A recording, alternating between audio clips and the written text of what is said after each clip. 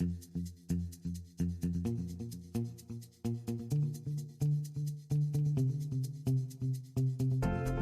are listening to Accessibility Solutions.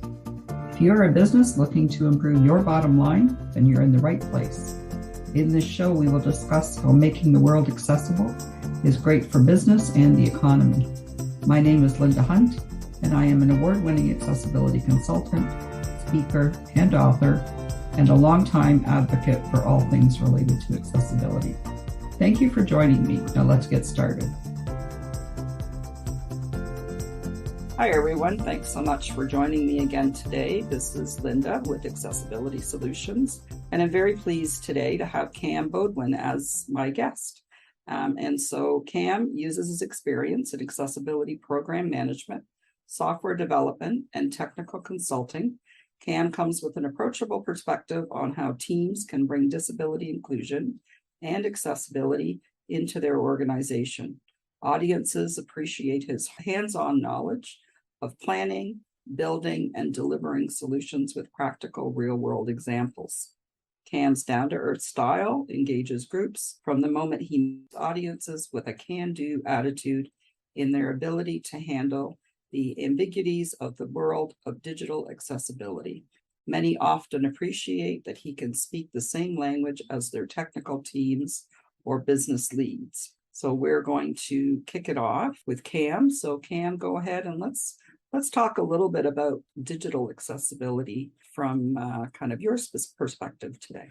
Yeah, definitely. First off, Linda, thanks so much for having me on the show. I'm so excited to be here. Digital accessibility is one of those things that a lot of people really struggle with, right? This is how do we translate a lived experience of a human being into technology?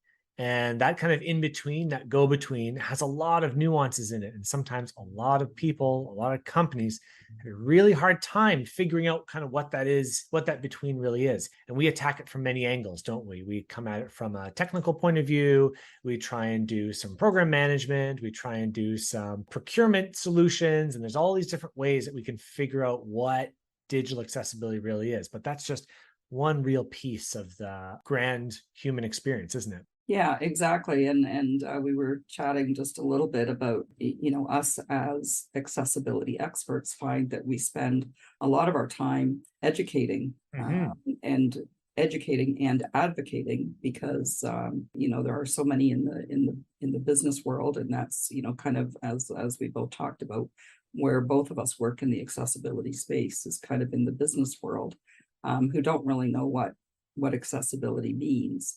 And whether that be, a lot of people think accessibility is a ramp and a push button door. And it really, we talk about inclusion from the start, inclusion across the spectrum. And that's really where I appreciate you're saying around digital accessibility. So let's talk a little bit about accessibility program management. So you give us kind of your background in that and talk about how businesses can really enhance their business performance by embracing accessibility, especially digital accessibility. Yeah, definitely. One thing that I've been just talking to so many organizations about lately is, well, first off, a lot of companies out there are talking about how much they value diversity, equity, and inclusion, right? I've never heard of a company yet who wants to de-diversify their leadership team or undiversify the amount of women in their workforce. It just doesn't happen these days because I think we're all realizing that a diverse workforce really works well. You get different ideas, you get different opinions. And I tie in my message around disability inclusion to that message as well. It's already got the name in there. I think that a lot of us, we need to start using those words, disability inclusion, a lot more. It's a lot more palatable to organizations, big and small, who already care about having a diverse workforce. And you can say, well, probably a lot of your workforce already includes people with disabilities, already includes people who are neurodiverse, who think and problem solve and solution in different ways than how you would. And that's the beauty of being in business, bringing on people with different ideas and thoughts. And I really bring up the benefits of, well, in a neurodiverse workforce, somebody who is maybe different from you, who is problem solving all day long because of anxiety or ADHD, or maybe other dyslexia is a huge one. I heard that a lot of business owners have some form of dyslexia, even up to the number of like 1 in 6 business owners. I don't know if you've ever heard of that, Linda, but the number is a lot. And when I start to think about that, I think of, wow, what a great workforce to tap into, and what a great workforce to kind of talk about the benefits around that too. But really, because if we just talk about the digital and the technical aspects of accessibility, we start to really lose it at scale. I haven't heard of a business owner yet either who is willing to say, okay, we just spent $1 million building this website, procuring this software, what have you. And oh no, all of a sudden now I've got to go back and work at it with accessibility. Yippee. I haven't heard anyone, really excited to go through that rebuilding process. That means that we need to bring it from that top-down kind of level. How do we start to scale up this conversation? And that's why we have to go and talk about it at multiple levels. Your procurement process. What's your procurement process? Are you involving communities who are neurodiverse? Are you involving communities who are Black or representative of BIPOC? Are you involving communities of women-owned business owners as well? Are you involving all those different types of communities? And that's all the same kind of discussion, which is why I love getting into that DEI conversation. But it's not just about technology. It's about transformative business and new ways of doing business as well, which is why if we get so stuck on that, how do I get my developer to add labels, or how do I get my designer to add alt text? We're going to miss so much of this conversation. That's why I think that those middle managers, they've got such a big part of this conversation too. They are the ones who can help really push this forward and drive the message that their leadership team has put forward to them, which is, like I said, already including of DEI. Yeah, and I've got to agree. I mean, in the work that I do, I mean, for speaking to you, I'm preaching to the converted, but we talk about inclusion from the start. Right. And so not looking at accessibility as you said, something I've got to add on or something I've got to fix. If we just considered inclusion from the start, then it would be not something that has to be added on later. And I've done a lot of work in kind of the physical space where I've kind of coined the phrase, it's cheaper to build it in than it is to bolt it on. And you just hit the nail on the head there. If a business goes and spends $1 million on developing a new website or new software or something like that, and then they realize after the fact, and I agree, accessibility should not be an afterthought. It should be something that's just, like I said, inclusion from the start. It should be baked into that whole process. So be it the procurement process, the rollout, the training, all of that kind of stuff. And then when we talk about a diverse workforce, I mean, I say the world is short-staffed. And yet people with disabilities are the most underrepresented, marginalized group when we look at employment. And, so it's that inclusion culture shift within an organization that really starts to move the needle, where they if they start thinking inclusion from the start, then it's not a department, it's not an afterthought, it's not something to be fixed, it's not something that we have to do. It's just baked, like I say, baked right into the process from the brainstorming of whatever the idea is. And that's really the message that we are trying to get across with the people that we talk to, is that it very much is making the world accessible. And if I say the world should be accessible, we should all be people like you and I who advocate for accessibility should be out of a job, because it shouldn't be something that we have to advocate and educate on a daily basis. But the reality is that we do. So I really appreciate what you're saying and what you're doing in the world of digital accessibility. Yeah, and I think that like this whole problem of scale is where really things get broken down. But if you go and ask anyone who's listening, if you ask your HR department, what are the hottest topics right now? Like if they go out to HR conferences, they're talking about DEI. They're talking about employee resource groups of people of various backgrounds. And they're already talking about this. Now, maybe they're not able to speak about it, or maybe they haven't quite gotten to your mission statement, including a diverse workforce or including that DEI message. But I promise you, they are already tapped in. They're trying to find ways to speak to you and their other leaderships, people in your organization about that topic. This is where we need to get in, and this is how we need to speak about it. Yeah, no, that's like I said, truer words or have never been spoken. And you're right. I mean, it's the time that that diversity includes everyone. So as I said, I think it's the Rick Hansen Foundation that has that hashtag statement, which is really everyone everywhere. Right, right. It's literally right across the board.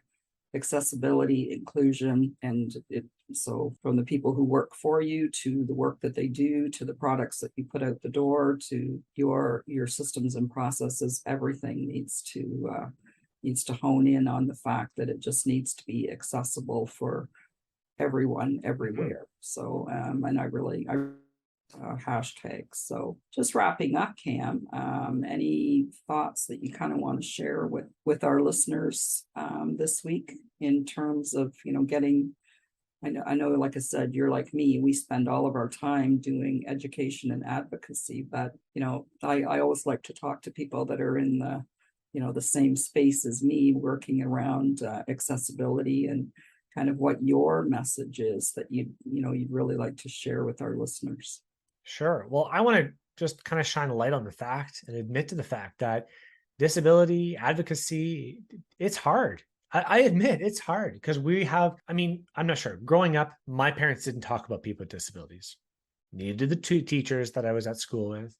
Neither did any HR department that I worked at. No one talks about this subject. And yet, when we talk about those numbers, 1 in 7 people have a disability, 1 billion people worldwide, that's 3 times the population of the United States has some form of disability in the world. That's a huge number. That's a huge number. And when we think about how do we, as one person, one organization, can change that, it starts to get too much, right? Like the problem's too big to solve. It's like solving climate change. One person can't. But then when you think of what can each individual person do, and there's a lot of talk around, I'll just parallel this with climate change or other activist types of movements, where even if it's just one person, if you can reduce your gas consumption, then you're going to make some change, even if it's 0.1%. And when I think about that and I parallel that with the world of disability inclusion or advocacy or accessibility, even that 1% change, and you as an organization or you as a business owner may not be able to revamp your entire website this year. I get it. We have business goals too, right? We need to pay money to do that. And we may not have the budget allocated at the moment to revamp the whole website. But if your basic workflows, if somebody cannot complete that with a keyboard, that's a problem. If somebody can't tell the difference between purchase a product or liquidate my account, that's a problem. That's a problem. And that's a solvable problem because technology is there already to help you figure that out. So reaching out to people in the community, finding people like us, Linda, who can go and help consult or work with organizations to reduce the friction to get, your website, your technology built up in a way that works for people of any ability is really going to pay dividends down the line, not only in making the world a better place, but also at your bottom line too, right? Your pocketbook, the revenue you're going to bring in. If something is easier to do, that less friction to purchase, it's just going to be better all around. Yeah, and that's kind of our message that we're trying to get all the time is accessibility is good for business. And Yeah. you're right, 1 in 7, and I've heard as much as 1 in 5. We talk about 25% of the population has some form of a disability, and that number actually over the age of 65, those baby boomers, that what we call the silver tsunami, that percentage is 40% over the age of 65. So, I mean, Right. if your business is not accessible, you're excluding, such a huge market of potential customers. And Right. Right. when we talk about, like you said, you can't do everything because you've got business goals and budget goals, but just, think in terms of your sales goals, uh, Right. Right. that's an entire market that you need to be opening your business to, because if you're not opening your business to, believe me, they've got money, and if your business is not accessible, they'll be going somewhere else. Right, right. I love that word that you said, the excluding, because we exclude people from our websites or our pamphlets or our businesses. I mean, you do. And it's that word excluding is not wrong in all situations, right? If I'm writing, if the New York Times, I have a friend who consulted for the New York Times, and the New York Times intentionally excludes children under the age of 14, right? It's okay to exclude them. They're not reading newspapers. It's fine. Okay, so they put them in one bucket. Well, are you okay excluding readers who are over 65? Oh, well, no. Okay, well then if you don't want to exclude those people, then maybe we should talk about how to include them on the website, easier reading situations. And when you talk about that include, exclude, that can really start to help you prioritize as a business owner, what needs to be done now and what can be put off to later.